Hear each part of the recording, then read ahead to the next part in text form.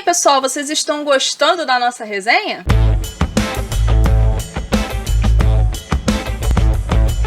Olá, eu sou Daniele Jesus e este é o quadro Resenhas Veritas. E hoje nós vamos continuar a resenha da obra A Vida Intelectual do Padre Sertilanges. Antes de começar, eu queria trocar uma ideia com você. Esses dias eu estava observando as métricas do meu canal e eu queria aproveitar para agradecer a todos que têm vindo aqui através da resenha ou de outros vídeos aqui do canal. Mas eu descobri que 75% dos meus espectadores não são inscritos. Então já não perde tempo. Se inscreve no canal, curta, comenta, compartilha e ativa o sininho. E aqui no canal tem a seção Canais que Indico. Se inscreve em todos eles. Hoje nós vamos continuar a resenha tratando dos capítulos 5 e 6. O capítulo 5 trata do campo do trabalho e a parte 1 fala da ciência comparada. Entendemos por ciência comparada a ampliação das especialidades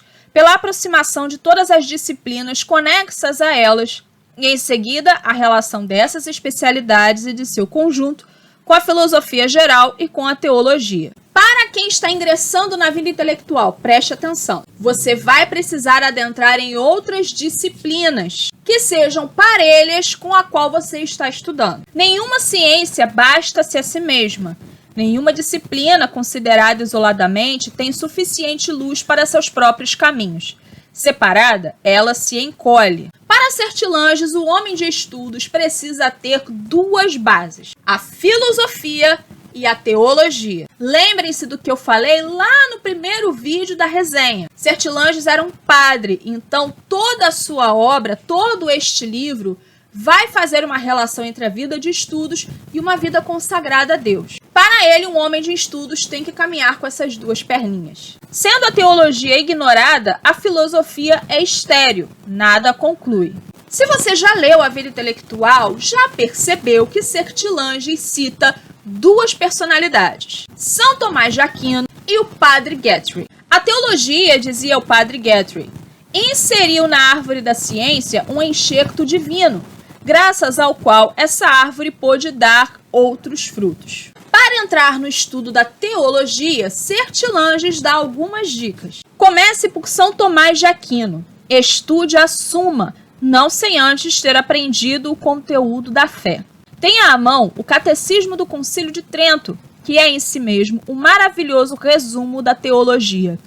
Absorva totalmente esse manual e continue, então, com São Tomás, dia após dia, o desenvolvimento racional da ciência divina. Uma outra dica que o Sertilanges dá: estude o latim. São Tomás escreveu a Suma Teológica em latim. E Sertilanges explica que algumas traduções são bem perigosas. Então, se você souber a língua original, não vai ser tapeado por traduções fraudulentas. Na parte 2, Sertilanges fala sobre o tomismo. Insisto, pois, em dizer aos jovens católicos que me leem: estudem São Tomás, ele é o homem para esses tempos. E eu endosso aqui o que disse Sertilanges. Independente da sua confissão de fé, estude São Tomás de Aquino. Estude esse sistema, aprecie suas características, julgue suas ideias mestras, depois sua ordem, depois a fecundidade de sua genealogia descendente, a amplidão da perspectiva,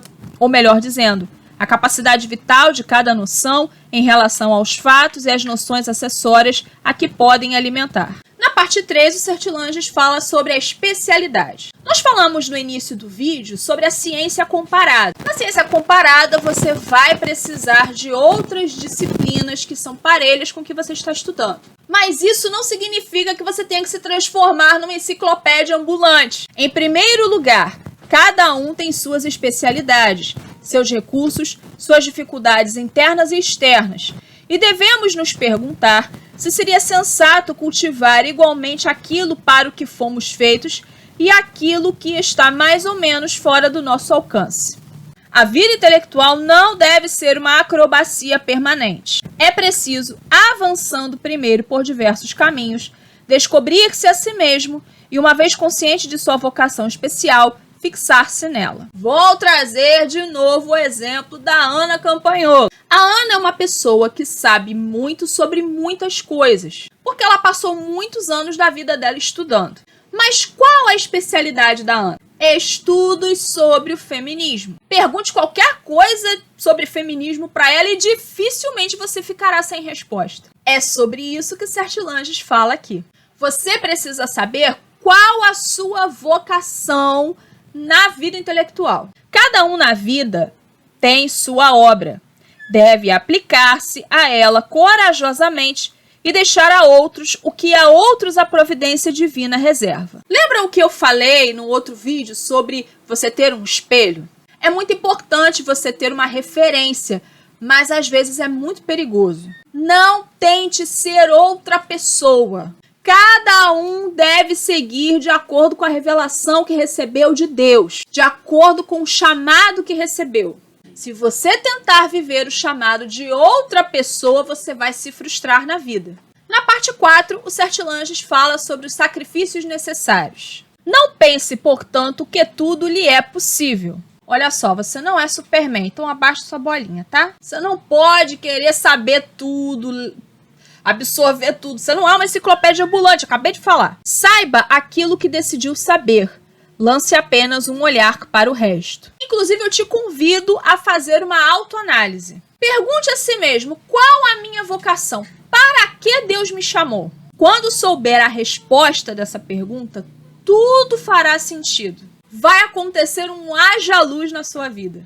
No capítulo 6, Sertilanges fala sobre o espírito do trabalho. Na parte 1, ele fala sobre o fervor da investigação. Nossa alma não envelhece, está sempre em crescimento. Você que escolheu se enveredar pela vida intelectual, chega aqui que eu vou te contar uma coisa. Você vai estudar até morrer, tal qual o querido professor Olavo. A vida intelectual não é como uma profissão qualquer que com 65 ou 75 anos você se aposenta e para de trabalhar. Não existe aposentadoria na vida intelectual. O grande inimigo do saber é nossa indolência. É essa preguiça original que detesta o esforço, que gosta de envolver-se caprichosamente nisto ou naquilo, e logo retorna a um automatismo negligente. Independente da sua idade, é importante vencer a preguiça. O espírito do homem pode criar infinitamente. Somente sua preguiça põe limites à sua sabedoria e às suas invenções. E aqui Sertilanges começa a falar sobre o intelectual orgulhoso. Aquele que gosta de esfregar na cara de todo mundo que leu fulano, ciclano, beltrano. Aquele escrito, sabe? Você não leu escrito? Você não leu Alec Wagner? Você não leu? Você é burro, você não leu? Se o objetivo for apenas a ostentação ou obter alguma vantagem, um pequeno estoque de pensamentos pode bastar. Lembram do que o Sertilanges fala que muitas vezes um camponês é mais sábio que um filósofo? É justamente por essas coisas. O camponês é humilde. Já muitas vezes o filósofo é cheio de si, porque leu fulano, ciclano. Inclusive tem uma boa parte da direita enjoada que adora falar isso do Bolsonaro. Ah, porque Bolsonaro não lê escrito, né? Ele é burro, ele não lê escrito, ele não é que nem eu, ele não lê. E Sertilanges dá uma pequena orientação para quem é mais maduro na vida intelectual. É principalmente na maturidade que devemos estar atentos a esta tentação. Quem é mais maduro na vida intelectual tende a ser um pouquinho mais orgulhoso. Então, Sertilanges já está dando essa orientação para você colocar o pé no freio. Lendo esse trecho, eu me lembrei de uma passagem bíblica que fala sobre o profeta velho. Eu vou deixar a referência aqui para que você veja depois. Na parte 2, o Sertilanges fala sobre a concentração. Atenção, amigos sanguíneos, agora é com a gente. Que sua alma esteja toda concentrada naquilo que existe em você e no estado de ideia dominante, de ideia absorvente. Ordene seu trabalho para que possa dedicar-se por inteiro a ele. Muitas vezes a gente quer fazer muitas coisas ao mesmo tempo. E aí eu tenho um problema com isso, que eu sofro desse mal de querer fazer um monte de coisas ao mesmo tempo, sabe? E aí, com tanta coisa para fazer, acabamos sendo vencidos pela preguiça e não terminamos nada. Sertilanges, inclusive, explica que nós podemos ter vários trabalhos em paralelo. Que aí a gente pode focar em um, depois focar em outro. E assim nós não nos sentiremos vencidos pela preguiça. Na parte 3, ele fala sobre a submissão à verdade. Logo no início da nossa resenha, lá no primeiro vídeo, nós dissemos que o intelectual busca pela verdade, independente da sua ideologia. Cedendo à verdade e exprimindo-a da melhor maneira que pudermos, mas sem nenhuma alteração criminosa, exercemos um culto ao qual o Deus interior e o Deus universal responderão, revelando-nos que são um mesmo Deus e estabelecendo uma sociedade com nossa alma. Todas as virtudes têm por base a exclusão da personalidade orgulhosa que repugna a ordem. Quem busca a verdade não é orgulhoso porque não busca a sua própria glória. Uma grande cultura, enriquecendo um espírito, abre-lhe novos caminhos e aumenta sua capacidade. Mas sem humildade, essa atração exercida pelo exterior será também ela uma fonte de mentiras. E na busca pela verdade, muitas vezes a gente vai ter que ouvir gente que a gente não gosta. É aí que Sertilanges traz uma orientação de São Tomás de Aquino. Não consideres de quem ouves as coisas, mas tudo o que se disser de bom, confia-o à tua memória. Em resumo, ignore o mensageiro e atenha-se à mensagem. Na parte 4, Sertilanges fala sobre os desenvolvimentos, que muitas vezes na nossa vida de estudos acabamos nos deparando com determinados problemas, com algumas coisas que nós não conseguimos entender. Isso é perfeitamente normal. Qual a orientação que Sertilanges dá? Temos que isolar para poder aprofundar, mas em seguida temos que unir para poder compreender.